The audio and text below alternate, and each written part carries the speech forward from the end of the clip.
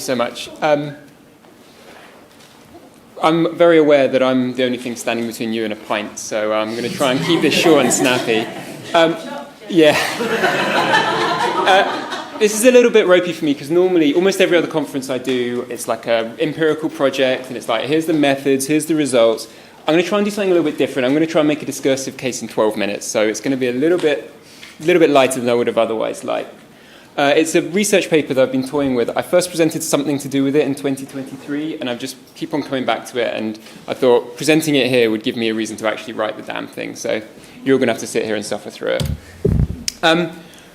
What I'm going to do is, we've had a really great explanation about the problem of borderline content and an introduction to the use of some kind of friction de-amplification measures already. What I want to do is highlight the undescribed or not very well described freedom of expression issues that are currently not really being very well addressed. And essentially, what I'm going to try and take aim at is this phrase: free speech does not equal free reach. Famously said by Renée Duresta. To be fair to her, that comes from a longer article which is very well balanced, but Wired or whoever it was for chose the headline, which was quite incendiary. But this is fundamentally the logic that underlies the kind of de-amplification, downranking approach. You still get the right to say something, but you don't get the right to algorithmic amplification. And that's never sat right with me.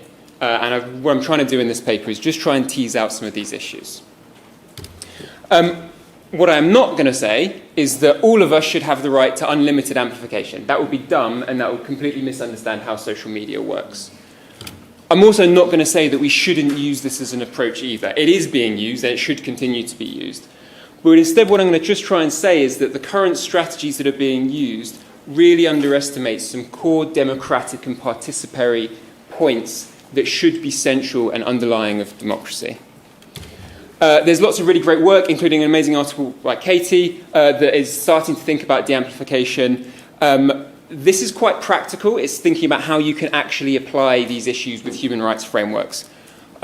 I'm not going to build on those. What I'm going to try and do, as pretentious as this sounds, is try and offer like a foundational philosophical argument drawing from political philosophy, applied ethics, which then when we think about costs and benefits and necessity and proportionality will hopefully place the value of freedom of expression or of borderline content. So, we've had a really great presentation. I'm not going to have to go through de-amplification in great detail now, but as we've just heard, platforms have long gone past this kind of remove, remain binary. There's a whole host of different sorts of strategies that are being used. And we've also heard a lot about the problem of borderline content. We all know that there is lots of harmful content out there, but that it's not clearly violative of either any law or platform terms of service. We don't like it. You sort of know it when you see it. It's problematic. You don't know what to do with it.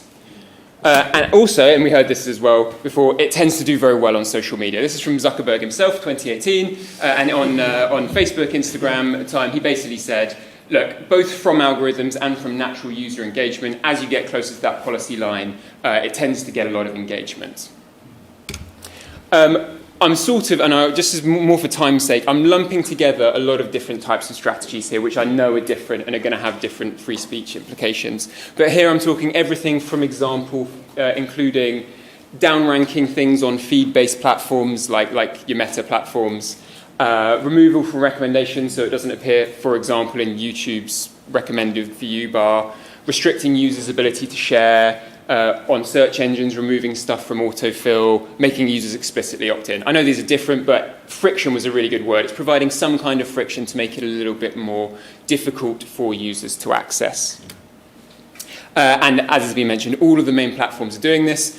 We heard about the DSA, that's provided the transparency. If you go into any of these big platforms, transparency centers, they're all engaging in some kinds of these strategies to try and deal with borderline content. And the idea is basically that instead of going up as it gets to the policy line, it will instead become more and more difficult to access.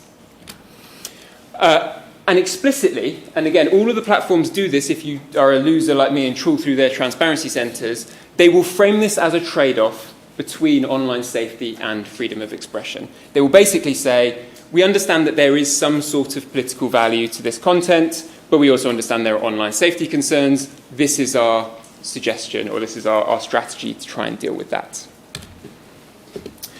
Okay, so what I think is an issue with this. As far as I'm concerned, the concept of these kind of de-amplification approach rests on what can be considered a negative connotation of liberty.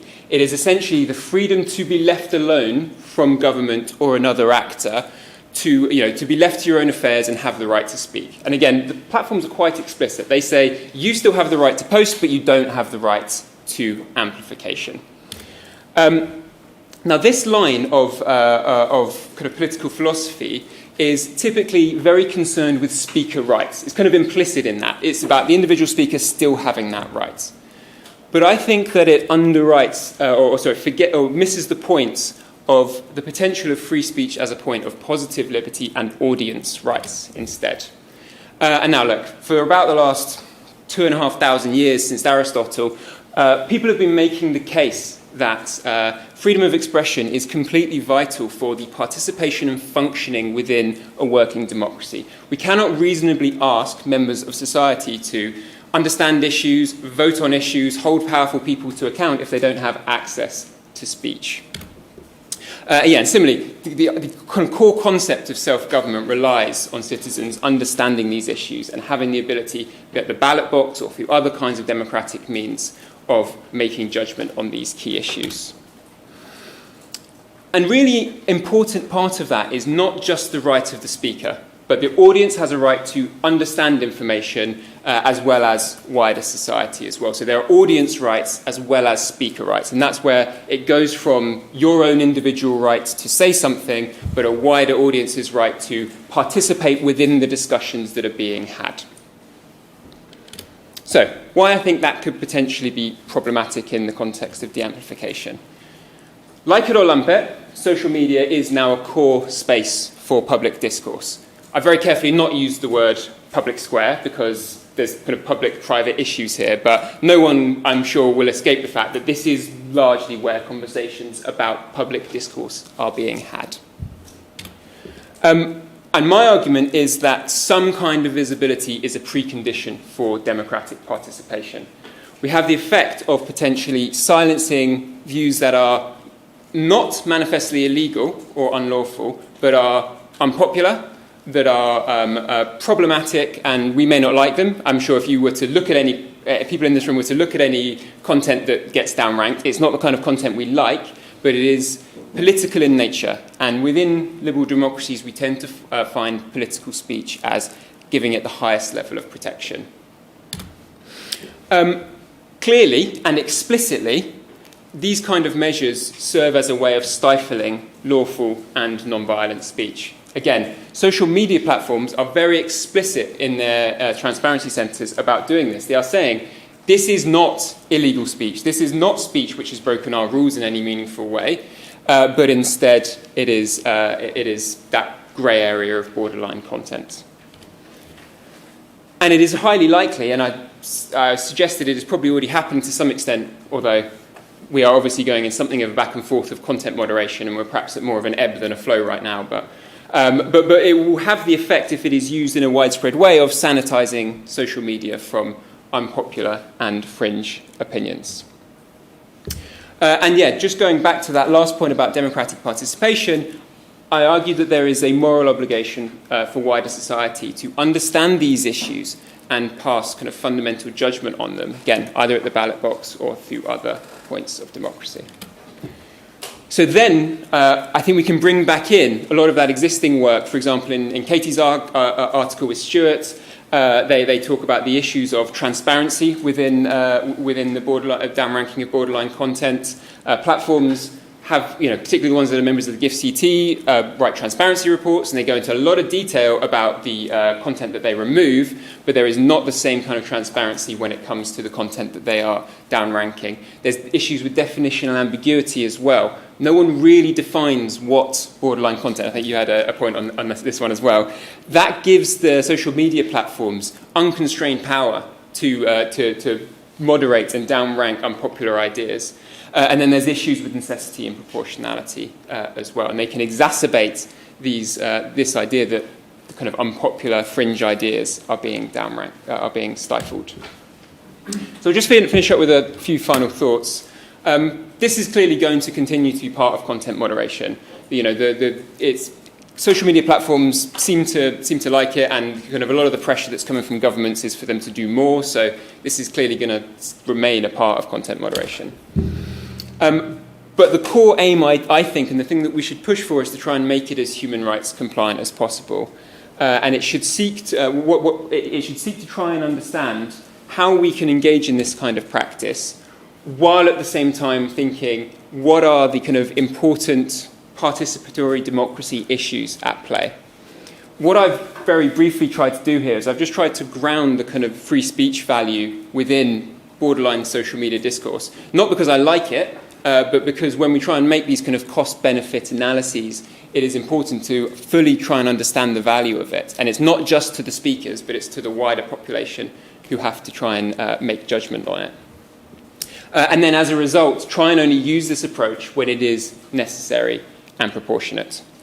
So I'll just finish up just by revisiting this point.